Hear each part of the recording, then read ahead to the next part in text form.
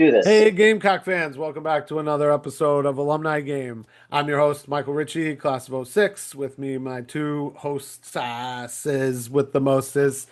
Um, Sam Niedermeyer, also class of '06. John Buster Clarkson, class of '02. We are here because we have a new recruit. Gamecocks, Coach Beamer going international, going to, getting drunk on St. Patrick's Day, I guess, and that's carrying over to recruiting. But we have a new recruit that has never played football and is from a different country. Which let's talk about that. Neff Giwa is from Ireland and is joining the squad. Guys, what's going on? Neff, Sam, give us the rundown.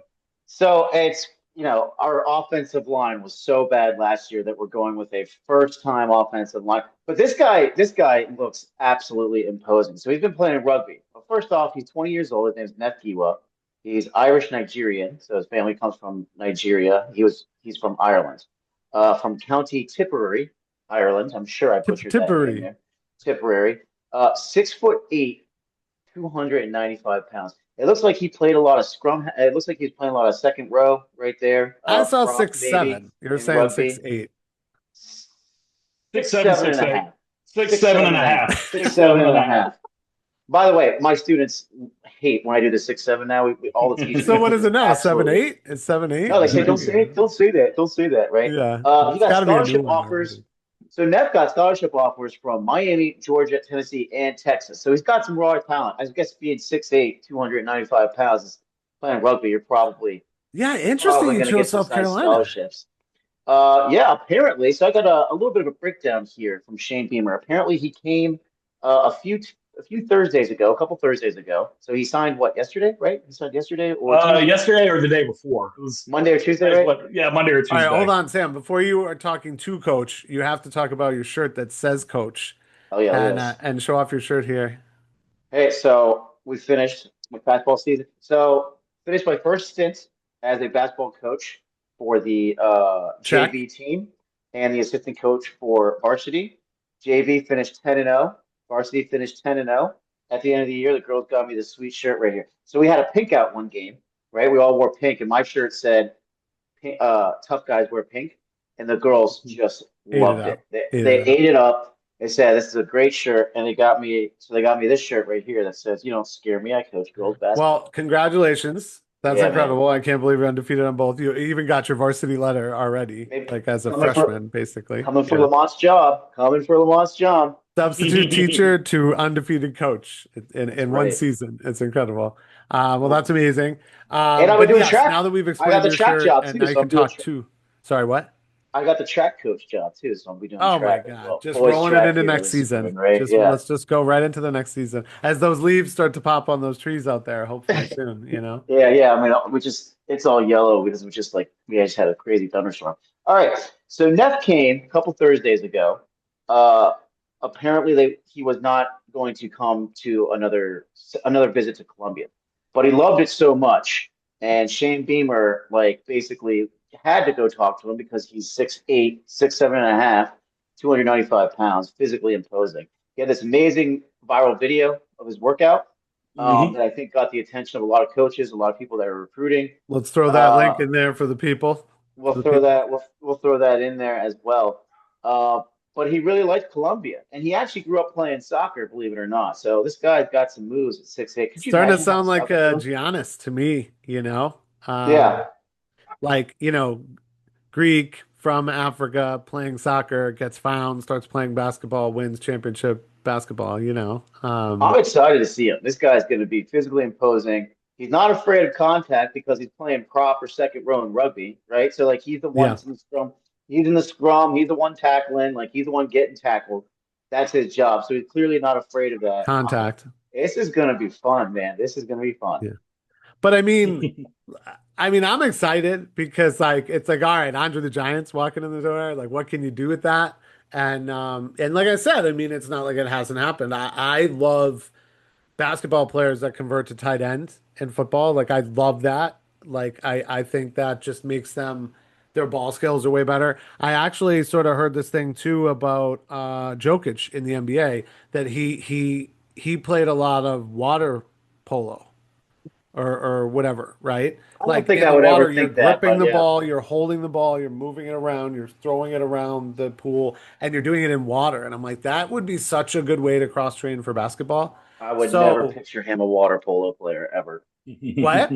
I would never picture Luca as a water polo player ever, Yeah, no, ever. or maybe, no, wait, was it, who's the other guy on Denver? Nikola Jokic. Yes, Oh, Jokic. Jokic, Jokic. Jokic. Yeah. Did you say Jokic? And I I may heard have, but Luca, I didn't want to call and I you heard out. We're all Luca. friends Okay, here, you know? I can't imagine Joker being a water polo player now. Yeah, it's the Both international of them, angle, but I was like, wow, that's such a both cool way of to them. cross train that. Look, I mean, can rugby players play football? I mean, we'll see. Has this kid played football like at all? No, Yeah. First of all, you guys, I get the excitement. I'm excited too. Just I watched the video plus and he's right behind you. Oh, look at that. Whoa. yeah. He's in for a So visit. this is Neff Giwa, the 6'8", 300-pound rugby player from Ireland, by the way, of Nigeria. And I will say this: I'm excited based on athletic ability. I'm excited about what this guy could be as far as, when they do I think it's Bruce Feldman that does the freaks list every year, and like Jadavian's been on that list. Let's see, Nick Harbor's been on the freaks list. I think Lenore's has been on the freaks list, or is it Pat Forday? One of the two, I can't remember. They every year they put out a college football freaks list. This guy is definitely on it because he's 6'8", 295 pounds, probably going to get about 300. Runs a sub 5 second 40. Okay, What? 6'8", 300 pounds, Okay, it sub keeps five getting second bigger. 40. My tape here says 6'7", 280. Now you guys are At saying 6'7" and 300, 6'8", 6'8". 6'7" and 6'8". It's not. You could be 6'7" on Tuesday and 6'8" on Wednesday. It's Right, one because of inch. the And I'm quoting the Big Spur on 247 Sports. It says 6'8", 295. okay, yeah, 295. so Yeah, the that's 300. 680, Yeah, he 6'7", has a 280 is cheeseburger and he's probably 300. Yeah. that was probably a recruiting profile. So, but I will say this: be excited, but be excited for 2028 because he is not going to see the field in 2026. Why? Because, like you guys said, he has never played a down of football. If you are getting this guy, you're getting him to play offensive tackle, most likely left tackle to protect your quarterback's blind side. To be able to play the left tackle position requires not just size and strength and length, it requires technique and fundamentals beyond anything Yeah. else. Coached They technique. always say Yeah. your offensive line is your smartest players on the team, and they say that your tackles are your savviest players on the team. And what that means is that to be able to play that tackle position, to understand, and usually you're going up against the other team's best pass rusher because the best pass rusher wants to be on the quarterback's blind side. So if your Yep. quarterback's right-handed, then the left tackle is the most coveted position, which is why you see in the NFL and in the NFL draft, if it's not a defensive end or a quarterback going first in the draft, it's usually a left tackle going very high in the draft because they are very, very important pieces. This I guy that has mean, never played it down a football is going to be expected to do that not anytime soon. He is going to be well, then a what's the point, Buster? developmental We've talked about because like this He's at team. This team needs to there's sign players there's that contribute we now. signed But plenty also, of Kendall players. Briles' offenses, you need a fast offensive lineman because Yeah, they run a lot of those types I of mean, what gadget this seems to plays, me is and he's like fast. we'll see a little bit, Buster. Like not, I wouldn't write it off entirely that there's no way he plays it down. I mean, what's one way you do get him some experience? You actually get him in some game you action. get him. You got to teach him so much Oh, technique and totally, Yeah. totally. fundamental. But I But also here's think the it thing: is could be a we don't cool. need him this year. What we need this year, we already have to carry his peak at left tackle. We got in a bunch of transfer portal offensive linemen. We'll be fine this year with the haul we have. This is so that in the future, protecting Cutter Woods and Landon Duckworth, you got a very, very powerful explosive. And that's the thing is, what people don't realize is you can teach fundamentals and techniques. You cannot teach size and athleticism. A guy this size that runs a sub 5 second 40. And one of the things that got these schools like a Tennessee, a Texas, SMU, Miami in on this, because again, nobody knew about Neff Giwa last week, March 23rd, March 25th. No one knew anything about Neff Giwa. All of a sudden, he comes in out of nowhere, and all of a sudden, he's got offers, even though he's the 199th ranked tackle in the recruiting class. 199. That means there's 198 Yeah, but on the players that freaks are better list, than he's him. top 10, But right? yeah, Like, so why did they like Here's it? He has massive explosiveness and lower body strength, which is obvious because he played rugby. And Yeah. would you say second line, part of the scrum? Yeah, You and he's need that built kind like of a brick shit explosiveness. house too. Exactly, You know? exactly. Yeah, he That's looks like what these He's schools are. 4 inches Saliv- taller than me. He's got me almost by 100 pounds. Like he would just That's sit on why me these schools are drunk. salivating because you can't teach the athleticism this guy has. You get him in the boat, and then you worry about the other stuff later. Okay, so this is how this is what Shane Beamer said. In a situation like this, they might have a quoting Shane Beamer on him. In a situation like this, I mean, coach on it's coach. literally going to be day one. Here's how you put on a helmet. Here's how you buckle a chin strap. Here's how you put on shoulder pads. He's like, that's day one stuff. That's the mentality that they're going with. I kind of like that, but that's a lot of stuff for Randy Or else Clemens he's to just worry never about. done it before, and it's like a farce. It's sort of like that movie, The Replacements, where they have the British kicker and he's just smoking the whole time, just and it's chain like, all right, he smoking, makes some kicks, but And that's the thing is because you look at some of the other stuff. He's got a 7'2" wingspan. That is something that you can't teach. That is absolutely necessary for the tackle position. And then one of the things that I think does translate that maybe they don't have to worry about so much is he's got natural leverage ability. Playing rugby and playing in that, being a part of a scrum where you have to get low and you have to use your lower half Yes. to push and explode off of the ball, so to Yeah. speak. That yeah, stuff I mean, if is he already was a there. good cricket player, I would be like, all right, what's going on So here? all you got to do There's is definitely some fundamentals that can yes, transfer. Yeah, oh, there's some 100%. stuff that is 100%. translatable, and so no pun intended. You translate a European game over to American football. Some of that stuff is going to be there, and then all the other stuff. Learning the kick step, for instance, Yeah. that is the natural thing for a tackle to do.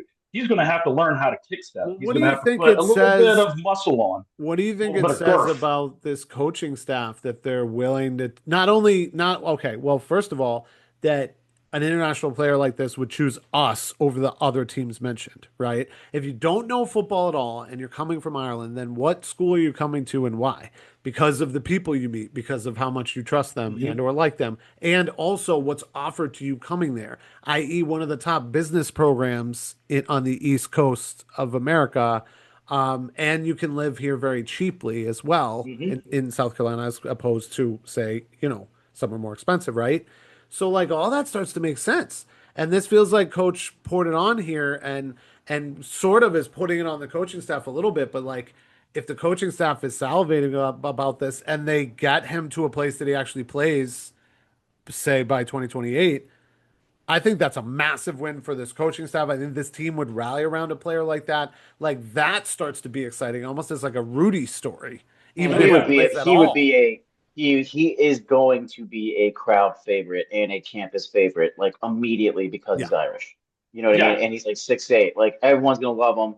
They'll see him at 5 points. Be like, that's the Irish tackle. There he is, right? They'll see him down the nice. Vista. Like, if he has gonna any free time though, right? He needs every bit of coaching. He needs you, Sam. He needs like every coach that there is.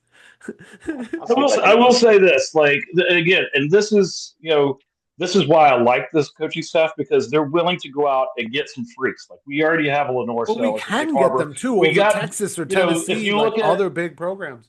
Well, we have a good culture, and something about Shane Beamer and Kendall Browse. Like Like the co-eds, man. Come on. Nick Emenwari, he was a 6'4" safety. We followed that up with Jazavian Currents, who is a freshman recruit this year, who's also 6'4". Another candidate for Gamecock of the Week. Yeah, we got nothing but freaks on this team, so why not add another? And again, I love it. Kind of like what you said, like for being fans. this will be a boom or bust kind of story. Yeah, as intriguing as it is now, and it's something to talk about, and it's in a sense gone viral. Eventually, we are going to have to see a return on investment, and then that's where your risk comes in if this is a boom or a bust. But I will say this: the program that brought him over, it's PPI. It's run by Brandon Collier. He's brought over Justin Okoronkwo, our linebacker from Germany, by the way, of Alabama to us, who absolutely produced last year. Another comparison is Jordan Mailata. We projected that, by the way. We called that one. We did.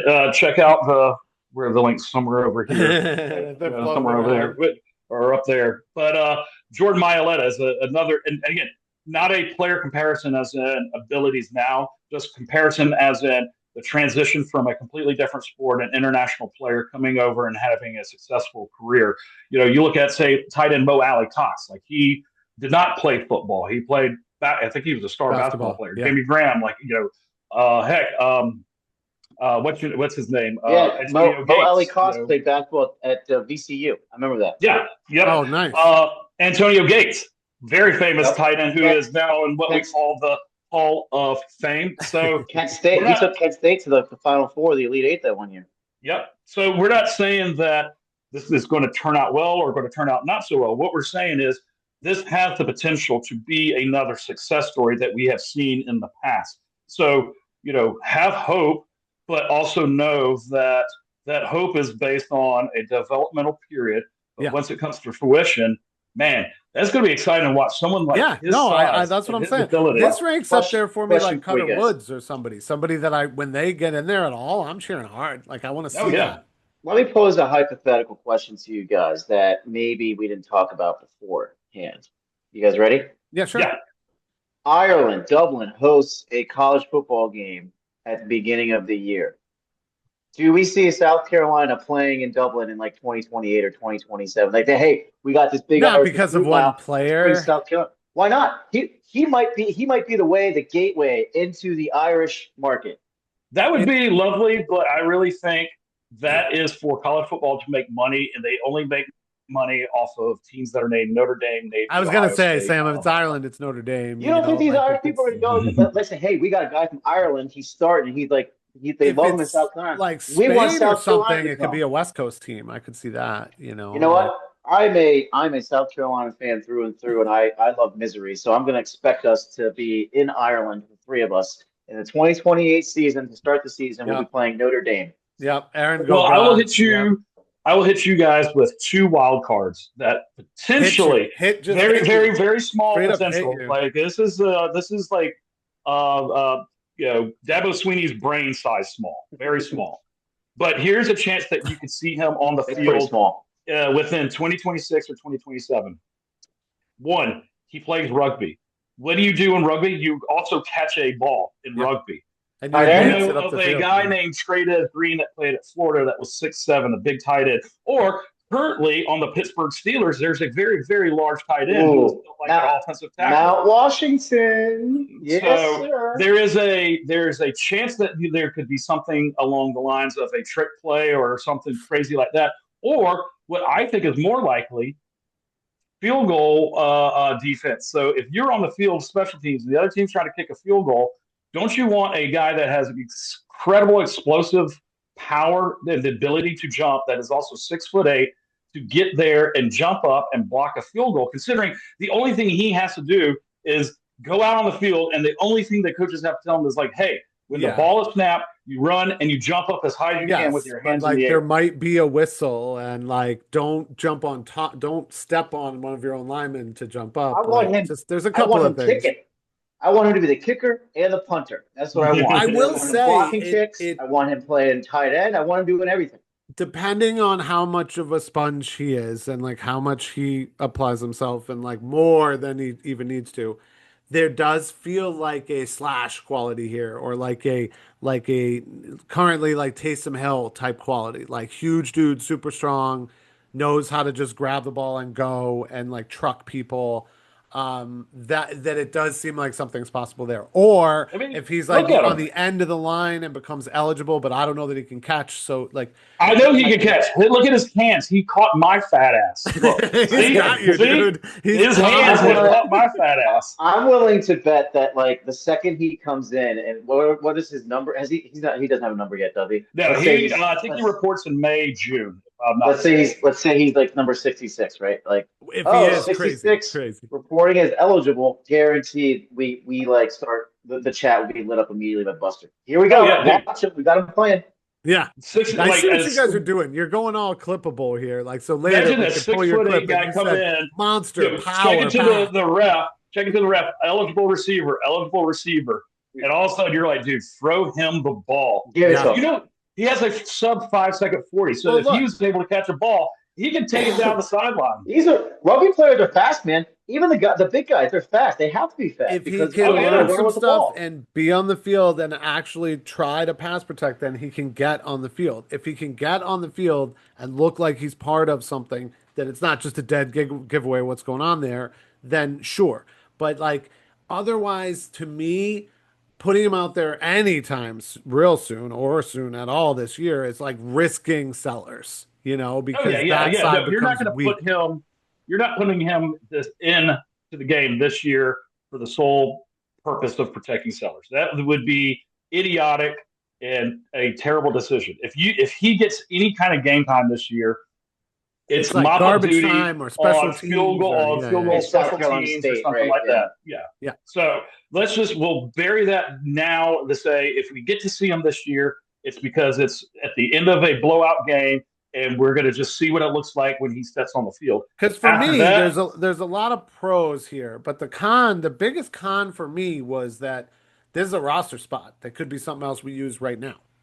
Yeah, but here's the deal: you can have 130 roster spots. Yeah, there's so many roster spots now. So it really becomes low risk, high reward, and I think it shows us as a program and that we're a desirable place to play. And it feels like, like when the Dodgers or the Yankees or the Red Sox like land an international player, like from Japan or from even from the DR or something, and it's like, oh, they got that guy, Yeah, I will say is for all of our listeners, definitely drop a comment and let us know what you think about this guy, because there's so much to talk about with this guy and like all the kind of the potential is through the roof. It's through the roof. So I want to hear what other people like. If you were on our show with us, tell us in the comments how you think about this, how you feel about this. What do you expect out of this, or is this something that is more likely a bust, or is it more likely a boom?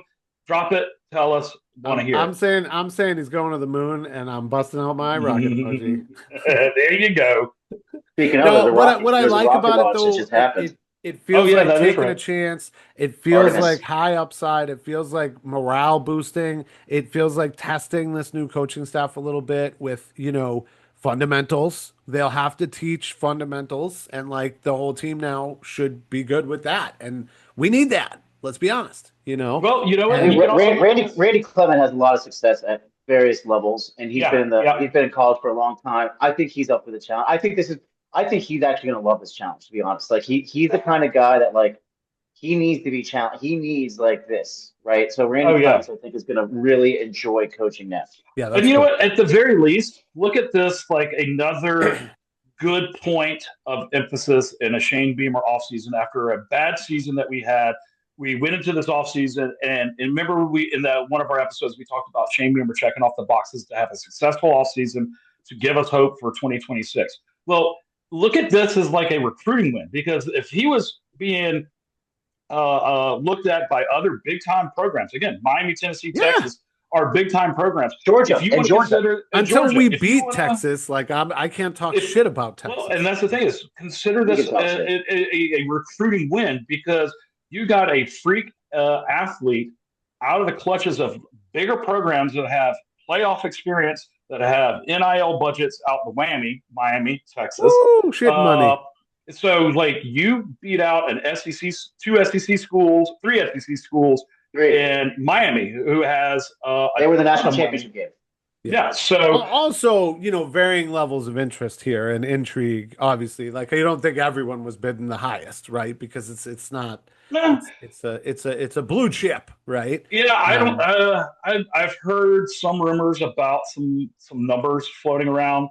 I don't know if they're true or not, but we'll wait. What I do know is that there's enough. There's enough rumors about it. Yeah, if there's enough rumors and smoke, then and you feel like Texas has fuck you oil money, then for a fact that they could put out $1 and it's pennies under the couch cushion. Yeah. So, but you know how this SEC rumor works, right? Like there is so much lies and like stuff that goes on. Like you're right. Totally. Where there's smoke, there's fire. You're right, Buster. Like there's something to it. I'm sure he was given some sort of money, but like these coaches are so like Lane Kiffin is the biggest he just lies all the time, right? Like these guys will just throw stuff out to the media and see what sticks. Yeah, totally. Yeah. Yeah, I mean, we could do a whole episode on Lane Kiffin. I don't think we will, but No. there's a lot to talk about there. But so that's kind of the tail of the tape so far with Neff Giwa. We're excited. We'll see. Coaching staff got to do some work, and we'll start to see more. We won't get to see a lot right now of any of these guys because Carolina's not doing a spring game. Okay, I get it. Programs aren't doing that. But Buster, you were talking about Dabo earlier, and that was a good zinger, by the Oh way. I yeah. Yeah. fucking hate Dabo. But Clemson fans are like goddamn losing their mind because their spring game was so bad, and it just feels like a mass exodus and like implosion of Clemson fanhood, which is awesome to watch. And shout out to Smitty on YouTube, where like we kind of all saw that, and he was reporting all that, and where there's smoke, there's fire. I mean, look, we got to get better and win games before I'm throwing stones. But I always love to see It's stuff like Clemson. We can this. always throw stones. Like I thought that for a little while that Dabo was on thin ice. Like, is he? Is there something there? You know? I think fans are starting to realize that like his approach to NIL is ass backwards, and And fans that's don't like new. it. It's like he's a good coach, that's You're fine, but right, but this is a like new game. it's not for everyone. Yeah. So he's got Yeah. this like he's like a victim of his success almost, in that he's got this holier than thou type of mentality that he can do it his way. He doesn't have to like cater to the new way of like recruiting. But you know what? You do. Like this isn't 2017, 2019 anymore, right? Like you don't Did have someone like Saban do that? Did he change what he did to do well He in doesn't. spring Well, games? no, because as soon he as just the he NIL just came left. around, Yeah. Saban He retired. took off. He said I'm And done. he's Yeah. campaigning But you to know what? be There's done there's with it, honor. right? Like Yeah. so, and Saban has also said like several times on ESPN's College Football Saturday. He said several times, I could not do. I can't deal with the NIL. Right. Right. So he's like So he's a Dabo's very like self. that, basically. But Dabo's not going to say that. He thinks he's better than that. Nick Saban's a very self-aware man. He knows. You know what?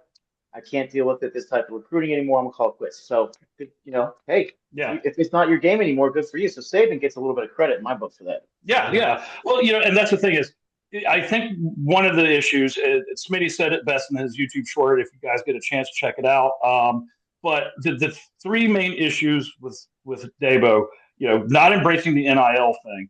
The hiring of Garrett Riley last year did not work out. Yeah, Obviously, that seems to their be a big offense was one. not great.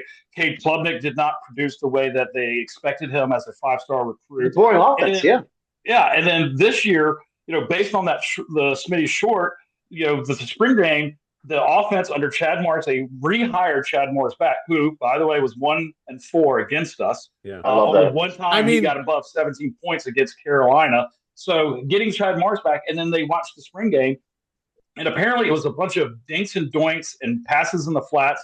I Very, didn't very even, I boring. never heard the They've name been of the doing it for the quarterback. last. They've been doing that exact same thing for the last 3 years, and they're not Yeah. adapting. They're not And adapting then at all. now, they got a quarterback that's on the roster that everybody's clamoring for. That could be their not necessarily the next Trevor Lawrence or Deshaun Watson or anything to that level, but it's a quarterback that they think the fans and people up there want to see.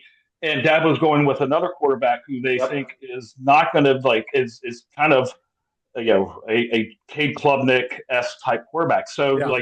they're not making good personnel decisions. They did not make a good offensive scheme decision last year and potentially this year, and they're not embracing the NIL. So of course Clemson fans are mad. But Falling behind, basically. He's Falling still behind. coaching like it's 2018. Yeah. Like Yeah. he's literally still coaching like that, and the game it's just flying by him. No way he Yeah. can coach girls. No way.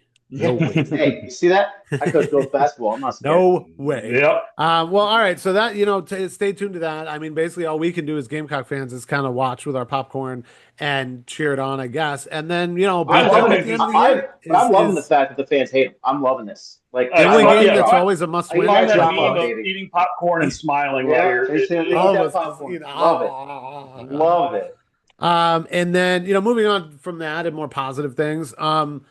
Gamecock ladies doing their thing so far in the tournament. They took out TCU. That was a good game. They're actually behind at the beginning. They're playing really well. They get like the ultimate Mortal Kombat matchup with UConn, and now have to basically fud around and find out what happens. And I mean, if you've been watching either tournament, men's or women's, UConn is a thing, and like a real thing. And Yeah, some you know, great head coaches it's gonna there. be All the tough programs. for the Yeah. ladies. You know? My 3 points with the ladies team. Raven has shown out in her last Oh year my as a God. Gamecock. Oh Hell my She's yeah. God. killing She's it. trending She's the everywhere. She's leader. been to She's the the chief. she's been to She's the the Final Four captain. every single year of Yeah. her collegiate career. Shout out to her. Shout out to who can guard Tessa. Love the shirts that they're Yeah. wearing. That's a quote from White Trash Barbie Kim Mulkey down at I LSU. love Tessa And Johnson, then man. I just love third, her. someone is finding their role and figuring out who they are and is in a groove, and that's Agat McKeer. It's our Yes. freshman. Hey, She has God. been killing it the last 3 games, averaging over 10 points a game. She showed out this last game. There was a great play where Yes. she had a fast, Tessa had a fast break. They went down, talked to Agat. Then she realized that there was a better chance, but she did a little talk back to Joyce Edwards to finish the play on a fast break. That was incredible. Beautiful, fundamental basketball that makes every coach like Sam very proud of what they do. So shout out to these girls. Oh, Shout yeah. out to those 3 points. Amen. And let's And go watch beat those the Huskies. ladies Friday night versus It's been UConn. And we're running out of time, and I think we so covered what it. And that's are going to we be another alumni. Go! Cox? Like, subscribe if you like what's going on. Tell us what you want to see. Mm-hmm. And then watch this guy. Yeah. And then Yeah. we're out.